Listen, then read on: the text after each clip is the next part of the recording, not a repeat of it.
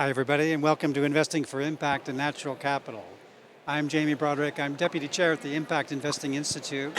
We're a nonprofit that's dedicated to promoting the flow of capital that creates social and environmental benefit. We're here to talk about natural capital. And what's interesting about natural capital is that it's really risen up in terms of priority recently as people have started to understand the extent to which it's a key component of addressing the climate crisis, but also the extent to which biodiversity is an important component. And that's something that the realization for that seems to have erupted quite significantly in recent years. What's interesting is that the UK has done a really interesting and good and productive job in decarbonizing its energy generation, much better than a lot of other countries.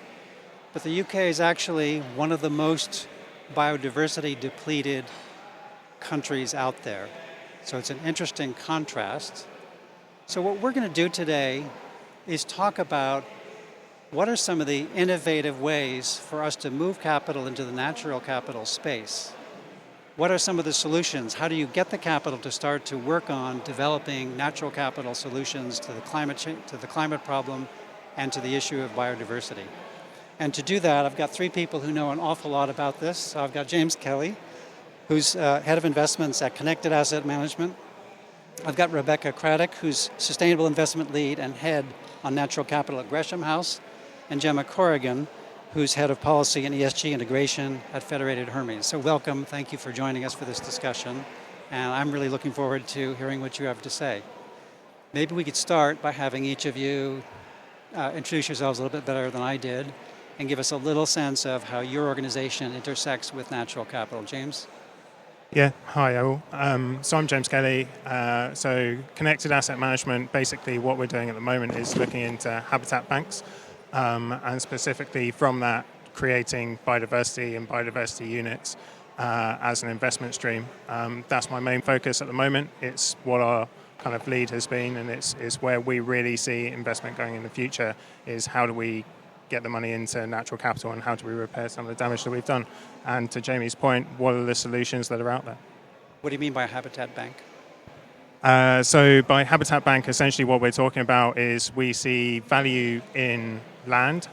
So we are purchasing land, and within that land we are creating habitats that or improving the habitat that was already there, and we're using those habitats to essentially generate environmental credits. The focus at the moment being biodiversity net gain, but we see that as a starting point, and we see many more of these kind of environmental credits to come. Okay. Rebecca. Hi everyone, I'm Rebecca Craddock. I work at Gresham House Asset Manager, who are a specialist alternative asset manager investing across a range of different real assets, including forestry. And we are the world's 9th largest natural capital manager, largely from our forestry investments, but also from our investments in carbon credit afforestation, habitat banks, as has just been explained, and also vertical farming. We've been doing this for a number of years and work with a range of institutional investors. And just anecdotally, we've done some research with some pension schemes recently who have said that they are interested in investing between 3 and 5% of their portfolios within in natural capital, within the natural capital space over the next few years. So it's really gaining traction in terms of these investors wanting to put their capital into this space, but still sort of figuring out how they can do that and where best to do that. And how long have you been in the natural capital business then? The company? I think we've got a sort of forestry track record of over 30 years, so we've been doing it for a long time now. And is the non-forestry stuff more recent? Yes, that's more recent. Yeah. Last couple of years? Yeah, carbon A4 definitely in the last few years. The habitat banks in the last year, because that's sort of linked to the Environment Act that's come into force in February, and then vertical farming again in the last couple of years. Great. Gemma. Great to be here with all of you, and delighted to be with such an experienced panel, which you don't see very often in this space. So I really look forward to our conversation. I'm Gemma Corrigan. I lead the ESG team at Federated Hermes, based out of London.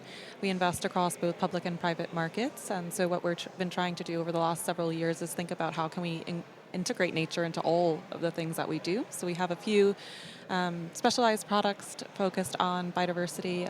One of the first public equity strategies, so trying to find the biodiversity champions and companies of the future and help grow them, as well as a newer strategy which we're doing in partnership with DEFRA, the Department of Environmental and Rural Affairs in the UK, and Finance Earth to try to protect and restore the UK and the degraded habitats that you talked about. That's great. And maybe one other thing I'll add that maybe I could, another angle that I can bring to this discussion is we also do a lot of stewardship. So we engage a lot with the companies that we're investing in. And we do this not only for our own assets, but also on behalf of other clients. So we have 1.7 trillion assets under advice. And we've, for about 5 or 6 years, have been really pushing natural capital management as a theme with most of our investees where they're materially exposed to these risks. So maybe that's something else we can touch on later. Great. So when I first started getting interested in natural capital, the question I was trying to answer was, how do you invest in the environment? How do you invest in nature? How do you invest in trees? How do you invest in the marine environment, the coastal environment? How do you invest in flood management? So that's really the first question I'd like to pose to you, is how do you put capital how do you put market capital into this space? What are the different formats? I'm going to jump in quickly from the kind of habitat bank description that we had earlier. I think that's one of the key formats. And I think biodiversity net gain is a really interesting example. And I know we'll talk about the UK's legislation on it as we go on in this discussion. But ultimately... Well, now that you've mentioned it, you have to do it now. Do I have to do it now? Okay. So basically, the Environment Act, UK Environment Act 2021 said that all development in the UK would show a 10% increase in biodiversity. But that really didn't come into force until the beginning of this year. And ultimately, February and April this year, now planning consent across the UK, with 1 or 2 tiny exceptions, has to show a 10% increase in biodiversity. So the question is, what is that biodiversity? So the way the metric works is that you take whatever the development is going to be, you look at the baseline of the habitats that are there, it spits out essentially a unit value as to what that habitat means. And once you've completed your development, you have to replace 110% of essentially what you've taken out. And that can either be done on-site by improving habitats that are already there, upgrading them to essentially get more units, or that can be done off-site by purchasing it from someone else in a secondary market. Or what is actually quite interesting about the UK legislation is you can also go to the government and buy statutory credits. And those statutory credits, the government then have to essentially reinvest into nature in larger schemes. That statutory credit price is fixed throughout England and is essentially working as a cap on the market. So you can really see the value as to what that takes. Now, okay, so before we get too deep into BNG, Yep. and we may have to come back to this because it's a bit technical, but basically what you're saying, James, is the developer pays. If a developer wants to do a development, he has to pay to upgrade the biodiversity of the site that he's developing. So the capital comes from the developer, effectively. Yeah, so essentially what the government has done is pushed it out of it being kind of government spending and has pushed it essentially into the private side. That's very clever. Onto the development spend. It's very clever. 2, they cover with VAT, so it's actually going to be income generating for the government as well. So in all, there's a lot of criticism about the scheme, but I actually think the government's done very well with it. So that's it's an interesting answer to my question. Where's the capital going to come from? How do you put money into this space? The answer is the developers have to provide the money, and that's how the capital gets in there. So, Rebecca, go ahead. I mean, this Environment Act is a really good example of how regulation can create new nature markets. Because without that regulation and that requirement on developers, investors, this potentially wouldn't be an option for them to kind of consider investing in. So that's a really good example of how the view of changing nature restoration from a voluntary requirement into a regulatory requirement creates new markets such that institutional investors, individual investors can start accessing those markets. And what we're seeing over the last sort of 12 months, 2 years is this expansion of what nature markets look like. Moving from what was traditionally just forestry and agriculture into these broader areas, including carbon and biodiversity net gain.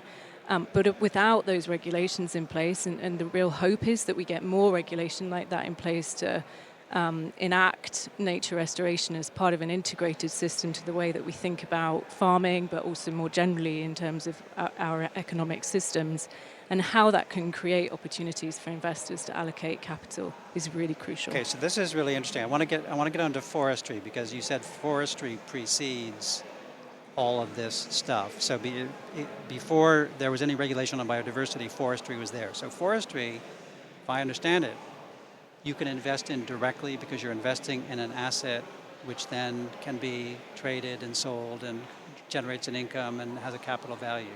So forestry falls in one category, which is something that will attract capital on its own, but you're describing a really interesting dynamic in which the government, through regulation, then creates an obligation on people, and to meet that obligation, then they have to do stuff, and that's what attracts the capital. So the companies that are helping you fix things, fix sustainable agriculture or improve floodplains, that's where the capital gets attracted.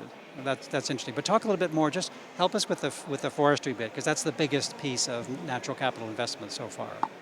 Yeah, I mean, forestry has been around for a really long time, and it's more attractive in certain regions, depending on the regulations or legislation that's in place there. But within the UK, what we're seeing is that those investors who are wanting to start allocating to natural capital, they want to understand the broader nature markets that the opportunities exist across, but they kind of revert back to forestry as a starting point. So the reasons for that being is that forestry has a long track record, the market fundamentals are known, we know where the demand is coming from, there's sort of an indication of pricing, and so for institutional investors especially, their risk tolerance for that is therefore, it's easier for them to start investing within that space. Now, what we're beginning to see is that the revenues from forestry are expanding out from timber alone into these other markets. So carbon being a really big one when it comes to forestry. So we're developing funds that sort of combine existing forestry with afforestation, so that there's potential to generate timber returns, sort of manage the risk through that established market, and also access carbon markets through the generation of carbon units from afforestation. Well, that's interesting, because you can, historically, pension funds have been able to invest in forestry and make money, right? It's a diversifying asset. It behaves a little bit differently from other things. And now you're saying you can stack on carbon credits as well. Does that make it a really compelling investment proposition then?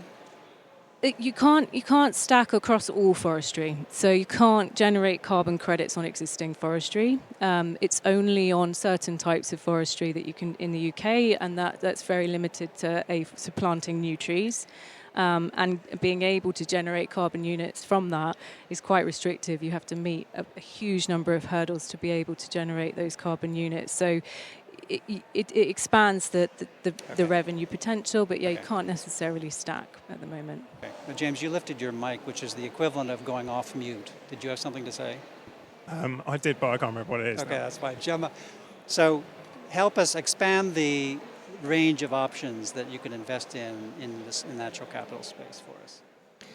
So I think there's one area that's very exciting but highly underinvested would be all the marine environment. Yeah. So there's a lot of movement now into what it tends to be called the bioeconomy. So looking at bio-based materials. So for example, you could have seaweed or kelp and try to displace plastic by sustainably managing this other type of resource in a way that could then generate new packaging or even alternative, other types of alternative materials. There's other examples of certain types of. So there's another company called Banana Trex, and they have it's kind of an ancient banana tree, and they have a type of coating on the leaves of the plant that is water resistant, and it could be a replacement for coating to make your coats, barber jacket waterproof, and that doesn't have any toxic chemicals. So those are types of examples where we can look beyond just the actual sequestration potential of those trees or plants into how could we also generate other revenue streams and solve other societal challenges at the same time. There's also a lot of coral regeneration now. So we just passed, I experienced one of the worst coral bleaching events a few months ago. They're becoming, more and more intense, and we do at risk losing this whole ecosystem, which is so critical to coastal erosion, to livelihoods, to economies with tourism. And so there are now new models coming in that finds better ways for these corals to adapt and to regenerate them. And so now there's also, coral farming. So I think there's a lot of new innovation happening in other types of landscapes. It's still very early days, and it's perhaps not as financially attractive yet as, traditional forestry models, but I think this is where blended finance really needs to come in, because obviously this hugely impacts, small island states and different economies. So if you could blend, private capital with, some public sources of funding, foundations and others, I think you can generate huge amounts of impact and also, a good financial return. So help me a little bit to stay on the coral. So coral is bleaching. There are things you can do to address that, but that to me feels like a government spends a ton of money fixing the coral bleaching problem. How do you get market capital in there? And you've mentioned blended finance. So how do you actually get the market capital to move into the coral space? Is it the companies that know how to repair? Okay, so somebody decides that it's an important thing for the government typically to do. So they say, we're going to fix this, and then where you invest in coral, you're investing in the companies who have the solutions, and then the government is the payer, basically. Exactly. So I think it's also using some of the science and the technological enablers of, I guess it's almost like a whole adaptation science around, which corals are the most robust, how can you propagate them further. I think another really easy example might be oysters. So there's this Billion Oyster project in New York Harbor, where I come from, and it helps to clean the water. It would be a huge cost to try to clean that all up, all the waste and other chemicals and then within 1 week, by planting all these oysters, and the company that came in that actually helps to propagate them in a much more efficient way was much more effective than the methods that some of the governments were doing previously. And so it's kind of like these kind of more disruptive, innovative startups who are trying to find solutions as core to their business model and helping them to kind of really take off. The oyster firm's customer, so the people who give money to the oyster farm to do this work is who? So the company actually has started a program where they're working in partnership with all the restaurants to collect all the oysters that we all throw away and create types of habitats so that they can then almost sell this on to then actually become something that was waste to now, a service. So it's a little bit of an interesting model. I think there is no one example. I think these are just small illustrations of the types of things that could be something that could scale in the future. Yeah.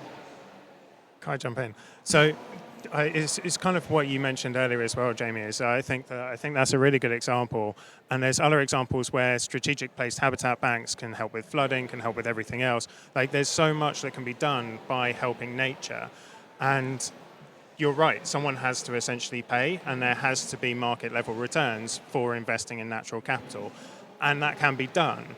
This is where legislation and regulation actually comes into it. And this is why, for example, we're very focused on the biodiversity net gain market because of that mandatory aspect. And the question is, how can we get other places to fund it? How do we push that into the private side?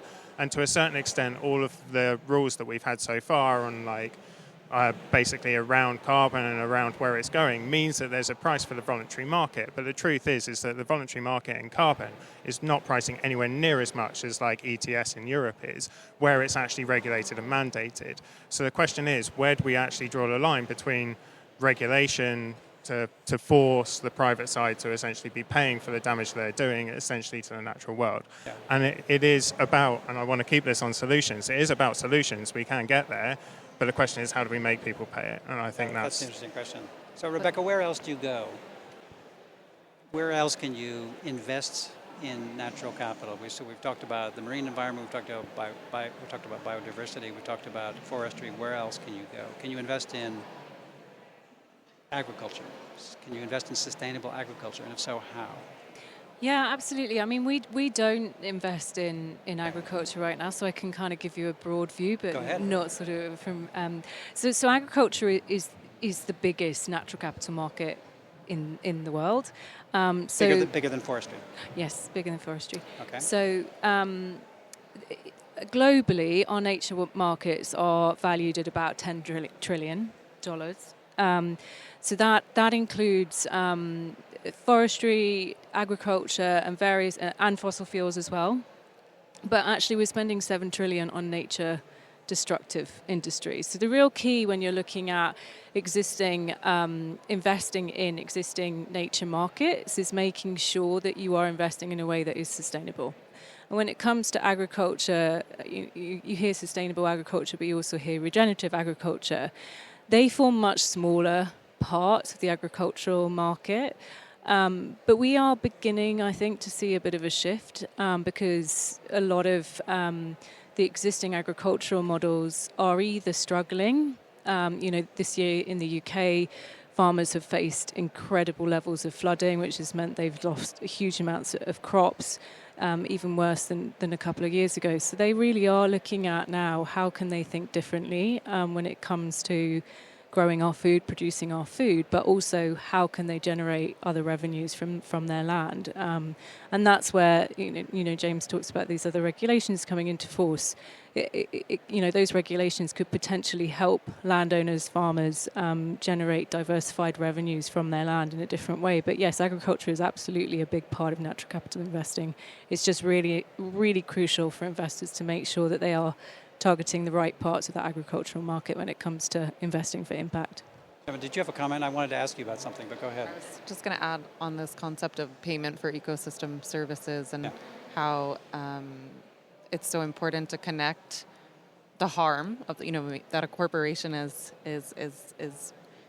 emitting, let's say, for lack of a better term, and then the kind of public good, right, of fixing it. And I think if we don't connect those dots, it's going to be very hard for these types of markets and solutions to scale. I mean, the things that I mentioned aren't things we're investing in. They're just anecdotal, cool things I've heard of that I wish could scale, but without the right regulations in place, and even this concept of, biodiversity credit market, which is well beyond, BNG in the UK, which is very much focused on a very specific sector, but looking at, this nature repair bill in Australia.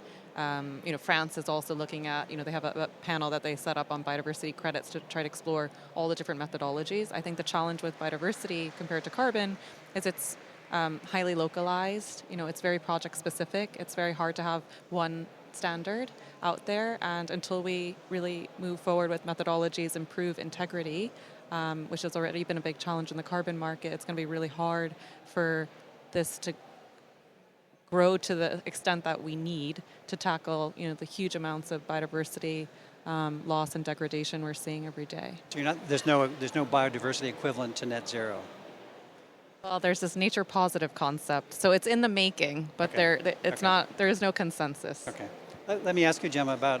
I think you mentioned public markets. So most of what we've talked about is private markets. So what's relevant for us to be thinking about in the public markets and the listed markets, and what do you do? So we actually partnered up with the Natural History Museum in London.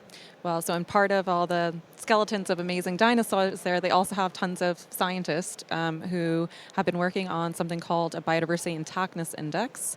And so we actually worked directly with them to try to break down, what actually is driving, the drivers of biodiversity loss and which sectors, subsectors, and business activities are associated with this, so that we could look at all the companies that are listed in the public market space. So we analyzed 9,000 companies. We found only 150 companies are actually taking biodiversity into account, so that either it's core to their business model and they're solving some of these problems that we've been talking about, or that they have a sizable nature positive strategy where they're reducing water use, waste, invasive alien species. They're really conscious of land and sea use change, and so we've worked now to trying to structure a fund where we reward the companies who really are leading the way and really spotlight them. And then we have also engaged a whole watch list of other companies that we think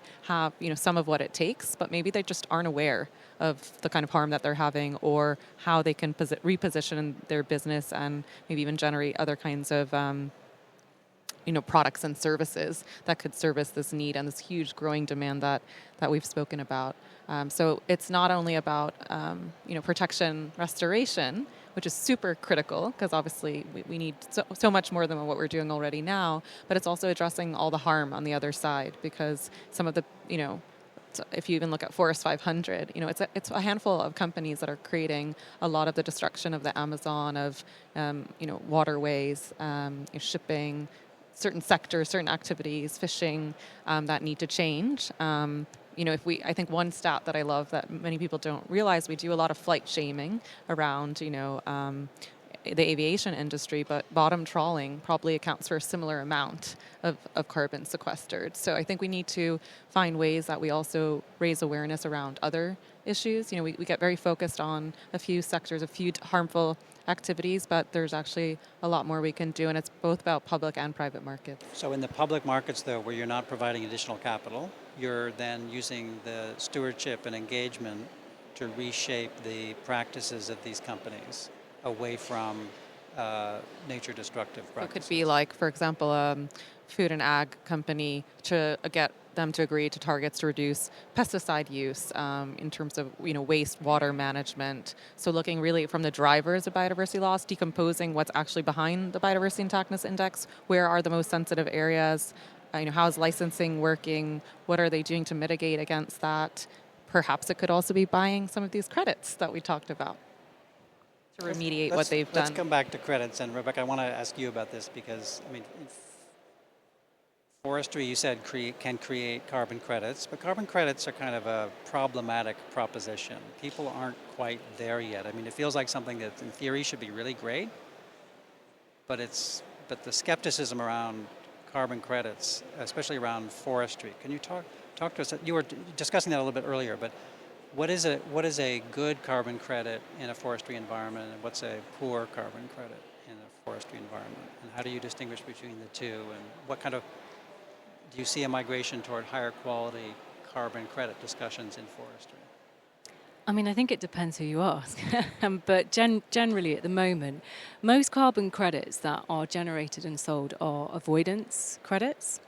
And that means sort of generating of renewable energy, or it may well be, when it relates to forestry, is sort of avoiding the deforestation of a particularly high carbon sequestering area. The Oxford has just released a new version of their Oxford principles of offsetting, and they talk quite a lot about nature-based solutions within that and sort of the quality range. And what they have said is that carbon credit purchasing needs to shift away from avoidance credits, which tends to be at the lower quality or considered sort of lower quality, into removals, which is within forestry. But also within sort of more technological solutions of that's far more complicated and not quite there yet at scale. The other aspect that they highlight is the need for that carbon to be locked away for long periods of time, and the risk of that carbon being re-released into the atmosphere being reduced as far as possible. That's where forestry, the different types of forestry come to a slight variation in quality. So if you're generating carbon credits from commercial forestry that's on rotation, it's being sort of cut for the generation of timber, that lock-up period can be quite long depending on how that timber is being used, but the kind of control over the reversal of that carbon being re-released is not necessarily there. And so it would be on the lower end of the quality scale when it comes to removals. You've then got carbon credits that are generated from permanent forestry. So those trees are not cut down at any point. And so they would be kind of... So it's a space where there's no trees, you plant the trees, and you never cut them down.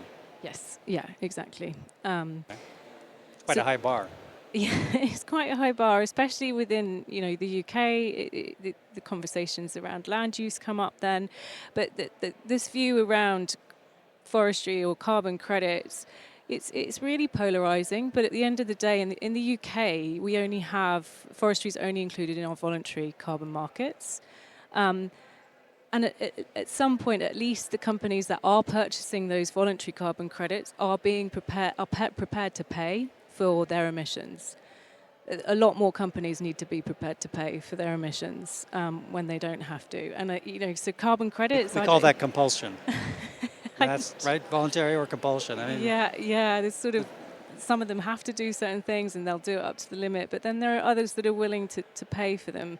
And the question then comes of how much they're willing to pay and what quality are they willing to look to, and that's where the difficulty comes. But in terms of generating carbon credits from forestry in the UK, it's incredibly difficult. I mean, there was a big push for it a couple of years ago from the Woodland Carbon Code. They then subsequently changed their requirements, which meant that you couldn't generate carbon credits from commercial forestry. So that sort of put a bit of a pause on those requirements. So it's very difficult. It's not an easy thing to do. Yeah.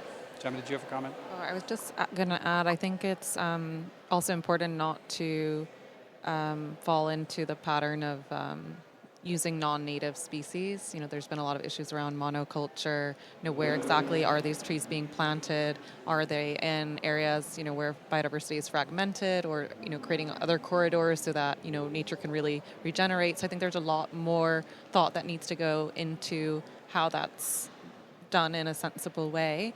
And then I'd also say it's also important to have buyer criteria, so some sort of guardrails on who's actually, especially when it comes to nature credits, because this is all so new and there's only going to be so many, to make sure that those who are eligible to buy them have done everything in their power to decarbonize and have taken and exhausted all other routes before availing of these credits.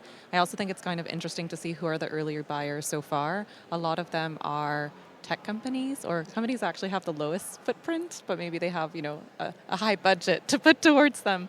But we're not seeing enough of. Or they're close. They're close enough that they can actually get to a net zero, whereas it'd be tough for an oil company to carbon credit its way into net zero. And that's probably why it's they would be eligible. But we need to find a way also to get the biggest offenders as well to be more engaged in this. And I think it's a really interesting point, and I think that what you're doing on the stewardship side is really important, and basically these markets wouldn't even work without it, especially on the voluntary side.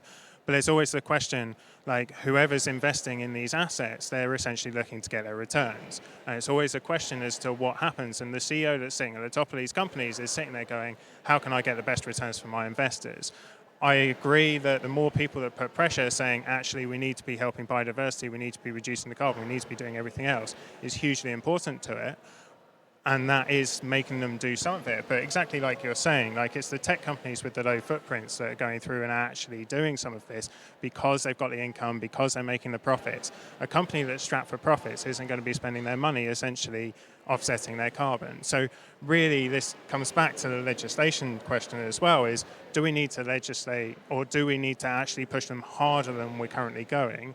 And when you're talking about the quality of the units and saying, actually, we plant a forest and we leave it in perpetuity, I think we need to be okay with that idea that we are taking these steps and it's not something that's going to revert as soon as the funding for that project finishes. Well, that's an interesting, because you've all referenced the longevity of the situation you create. So what is the mechanism that allows you to be sure that the land is not going to revert to its previous situation? So how do you, biodiversity net gain is an interesting one.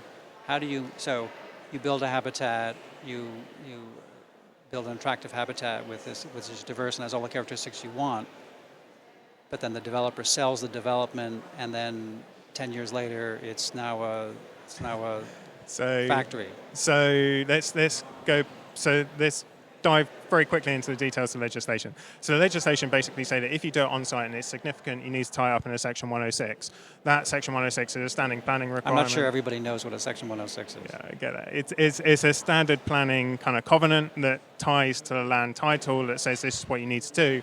And that Section 106 is tied in for essentially 30 years.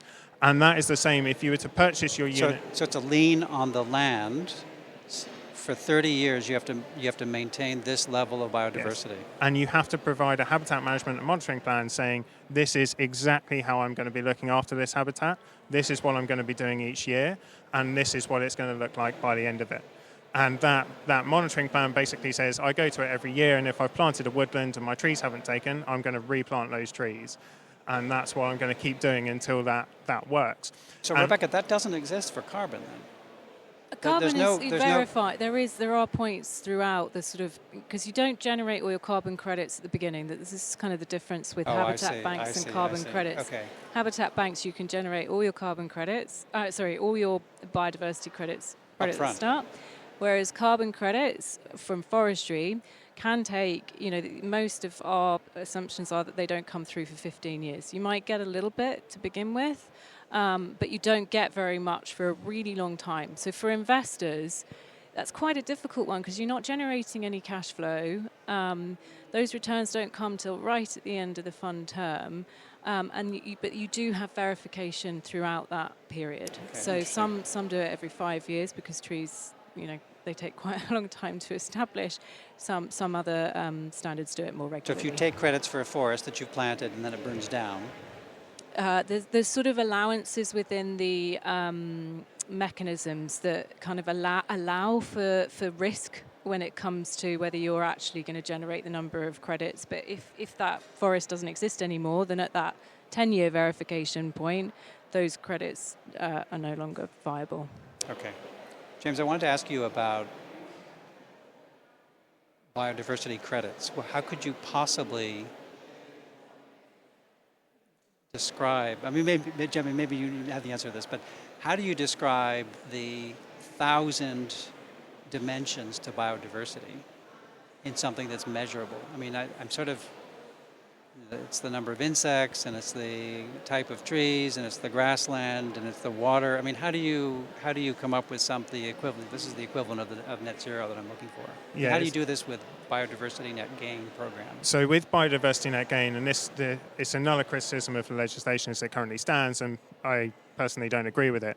Biodiversity net gain, in the way that it's been set up, uses habitat as a proxy, and I think that is a really key step. So it doesn't mean going in and checking all the butterflies and seeing what the populations are doing. It's literally saying, I'm going to create this habitat, and by creating this habitat, the biodiversity will follow. And that's a key step. And it's also key. And do you think that's legit? I think that is legit. There's a lot of good science behind it, basically saying that if the habitat's there, the biodiversity will essentially come, and you can foster the biodiversity with it. So a habitat, for example, as it's laid out, if we take something that's like other neutral grassland, it's a standard grassland, it has to have at least 9 to 17 different species of grass on it, and that defines whether it's other neutral grassland or not. The truth is that by the time that you've actually established 9 different types of grass, you've got various other plants coming along, you've got like all kinds of bees, insects, all the rest of it coming to that site. And you're providing a space that is dedicated for them that's essentially not being trampled every day. So that's interesting. So you've got a proxy. If you build this habitat, our assumption is it's going to create this kind of diversity, so you don't have to count the butterflies. Which really helps when it comes to investment, because you don't have that risk that, say, X butterfly population just doesn't appear this year. You can actually say, questionably, yes or no, have I created this habitat? And the answer is either yes or no. It's a very well-defined answer. Okay. I have a question on, particularly forestry, and I don't want to give you all the questions on forestry, but since Gresham House is so prominent in the forestry space. But I know that one of the complaints about forestry and afforestation is that it diverts land use. And the same would be true for biodiversity and the habitat creation. When you convert something into something that's good for the habitat, it's not necessarily good for the farmer or for food production. So how do you balance between the land use between those two things? The desperate, the really urgent need to improve biodiversity, But at the same time, you've got rural communities depending on agriculture. How do you do that? I think we have to stop seeing nature as separate from agriculture. Agriculture is fundamentally nature, and it's very reliant on healthy ecosystems. And so anything that we can do to help biodiversity and nature restoration ultimately should feed into the sort of productivity of the land that we have across the UK. And we are increasingly finding that our land is less productive than it was decades ago. And that is mostly from the loss of nature and loss of biodiversity. So by restoring nature and sort of building these biodiversity habitat banks on existing farmland, it should be additive for these farmers and the landowners. And I think that's a really crucial point, that the two are inherently interlinked. And we work with a business that generates habitat banks, and they're very focused on how they can work closely with farmers, ensuring that the farmers are paid a price that's fair for their land.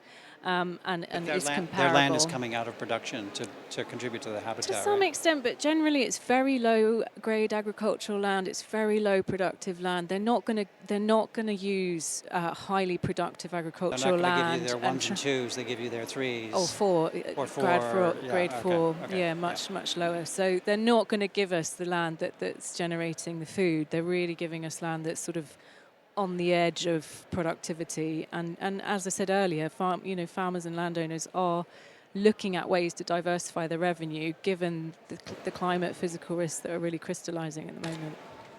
I think that's the key point, and your comment about grade 1, 2, 3, 4, 5. So UK land is split, farmland is split grades 1 to 5, 1 being the best, 5 being the worst.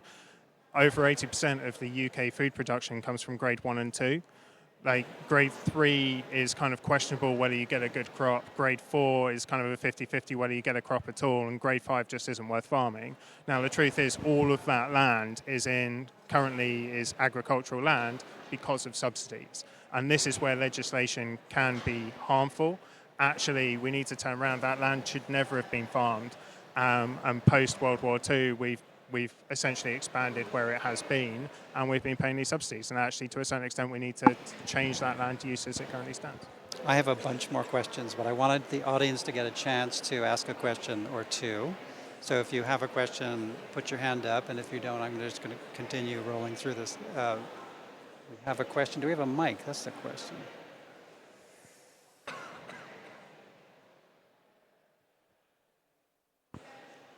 Hi there. Nick Nichoparovich, Just Impact. He took your mic. Oh. That was his mic. Someone Sorry, go ahead. Oh, go ahead. Hi. I have a question about other forms of regulation. So you mentioned British regulation.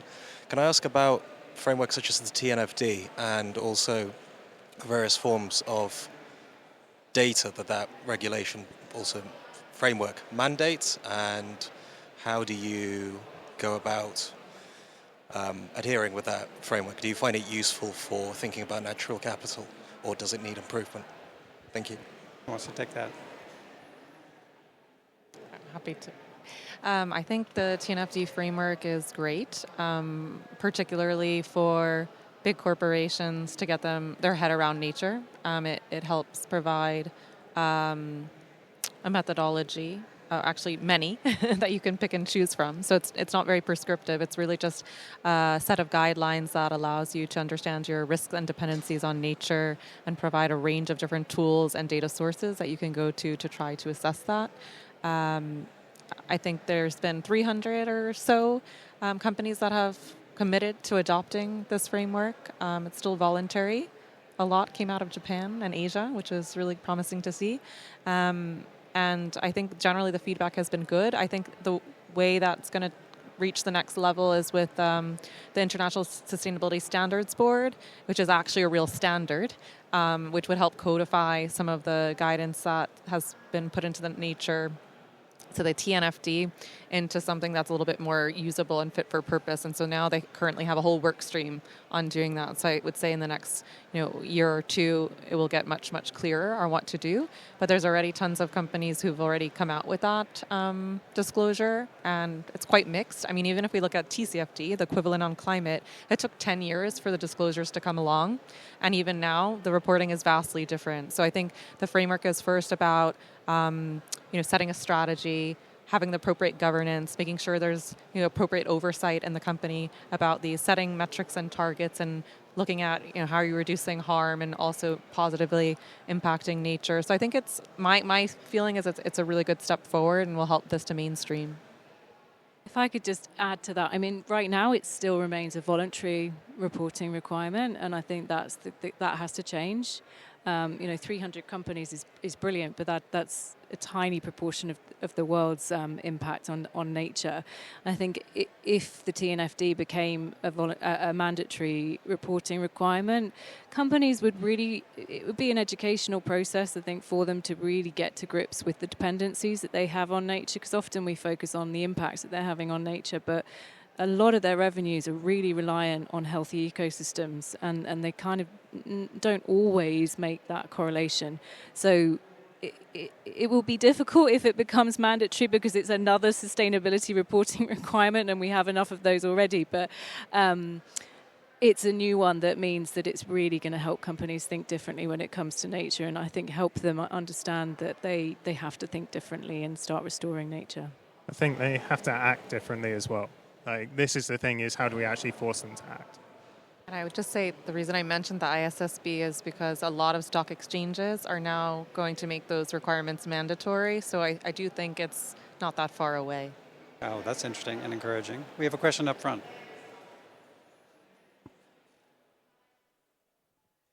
Thank you very much.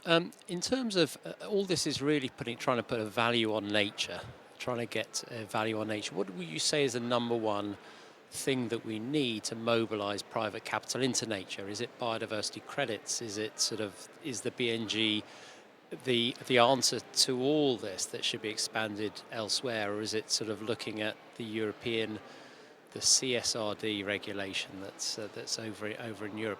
What would you say is the number one thing that you'd like? I think we need all of it, I'm going to be honest. I think what's really good about the UK, so the UK hasn't come out of nowhere. There's 83 other markets that are similar on developers around the world that basically say that if you create development, you need to offset your biodiversity somewhere, somehow. The difference with the UK is the breadth. Like, everything else is corporates or anyone else, whereas this is saying, right, anyone that's doing any work or changing anything in our land, you have to essentially have that 10% increase. And that is really important in the breadth of it.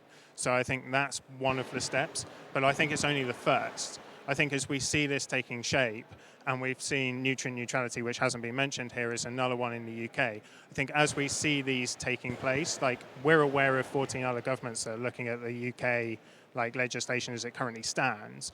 If it works, I think it's going to take off. And our view as a whole is that this is the first of many, in many different shapes and sizes. Other views?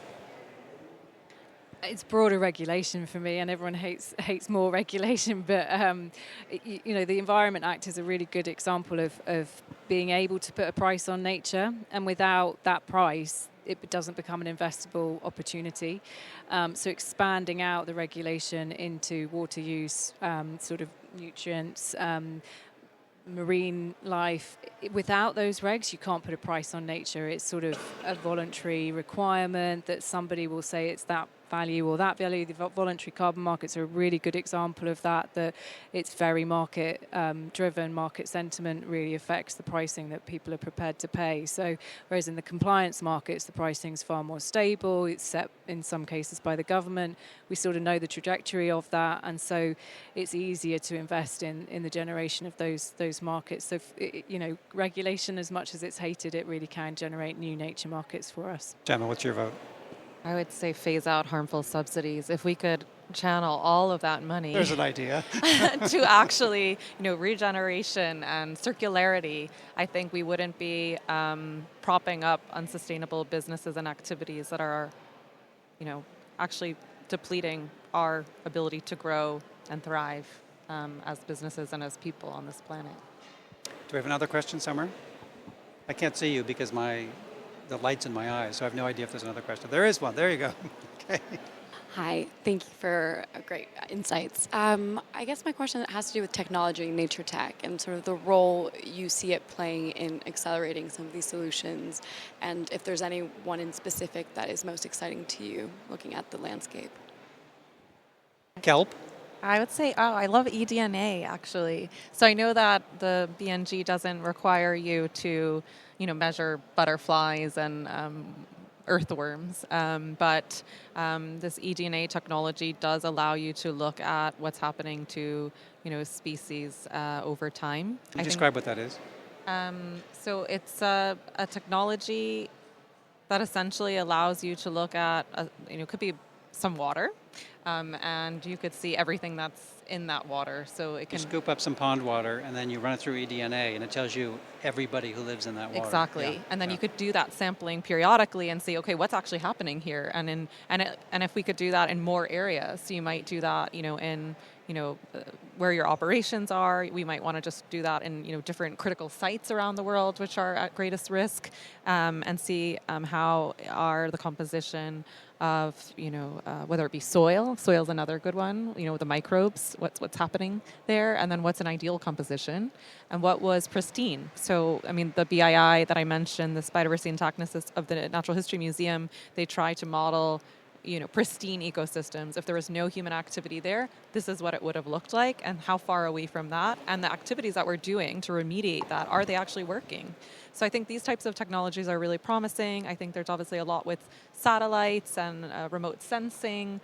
I think the big problem has been around traceability. So even if a company makes a statement saying they're going to phase out deforestation, and then they make a supplier code of conduct, everyone can sign on to that, but is it actually really happening? Do they have the wherewithal to actually check that? I think technology will allow us to scale and monitor, which I think maybe the best example would be with methane and flaring. That's actually had a huge impact.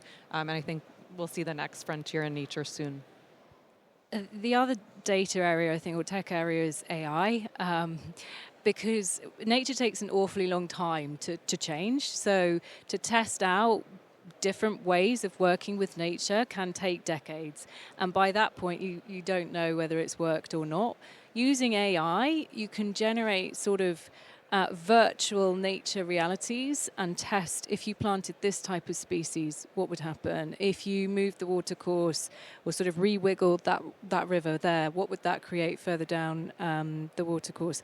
So AI gives you this ability to quickly test the impacts of different decisions on nature and how that actually is going to play out. So have you seen companies that are in this space? It's not developed yet, but people are coming. definitely working on it. Very, very interesting. Question in front? Thanks, Jamie. James, Rebecca, and Gemma. Trisha here. My question is around, if we zoom in, I think you touched on it there vaguely there, water. The idea of oceans and the value that's in our oceans, and also the kind of responsibility we have.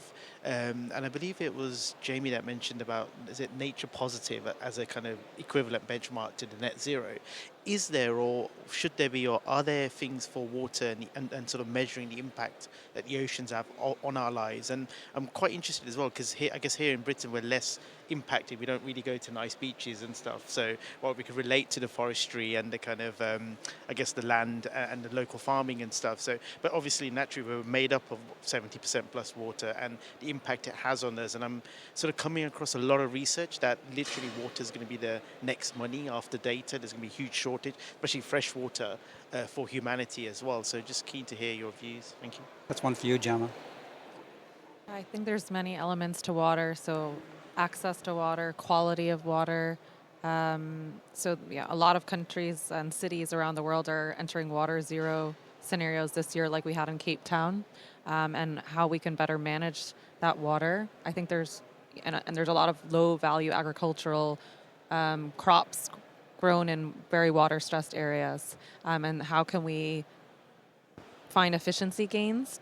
I think those will be very interesting investment opportunities, and that's definitely going to require public-private collaboration, because a lot of water are mainly public utilities. They're not very well managed. I mean, I won't mention any specific London utilities names here. But a lot of countries are also going to be privatizing their water in the coming months and years. And how do we actually find the right kind of setup that also helps benefit both on the price and access, as well as maintaining and upgrading those systems. I think it's a very good point, and I think we'll be hearing a lot more about water very soon. It's really at the nexus between the climate and nature story. I think it's fundamentally key, right? And 95% of all life on Earth actually lives in the oceans. So I think the oceans are particularly important. I think what's really dramatic is exactly that point as to how do we maintain the fresh water and how do we get back to essentially where we were. And I hate to say it is where we were, but it is where we were. Like, we have been for the last 10,000 years in a stable climate, and we're potentially outside of that already. And the question is, what systems have we damaged to the point where we don't have that stable climate anymore, and we don't have those natural cycles and the water cycle that we need to provide our own settlements with the fresh water and that we all thrive off. So ultimately, I think it does have to be a public and private finance solution, but it needs to be the biggest solution that we have seen on this planet. Like, climate change is the tip of the iceberg when it comes to this. Just one final point there. I think there's a real kind of fine line when it comes to water, though, and sort of putting a price on it, because that's a very dangerous social mechanism that can cause some real issues globally. So, whilst we need to value it and protect it, pricing it and privatizing it and sort of putting water rights on it is, I think, quite a scary area to really delve into. An interesting view, because it's not 100% shared.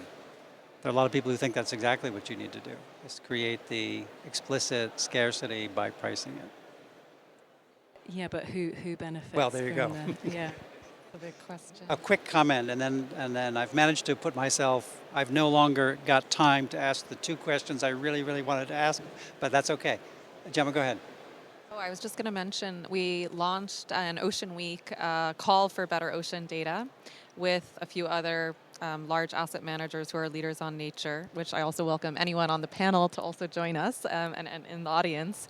And we hope that all the work that we've had around deforestation, there's been huge progress on the data side now, to have the same call to action on the ocean side, because we don't really understand even what's happening in terms of acidification, how these ecosystems interact, how the different business activities are tied to different areas in the ocean. The problem is it's vast, it's moving, it extends beyond national jurisdictions, and there's been a lot of regulation also on the High Seas Treaty and a lot of movement that I think will rise up as well. So welcome you all to check that out, or if you have ideas or know about ocean data, we'd love to hear about it. Well, thanks for the invitation, Gemma.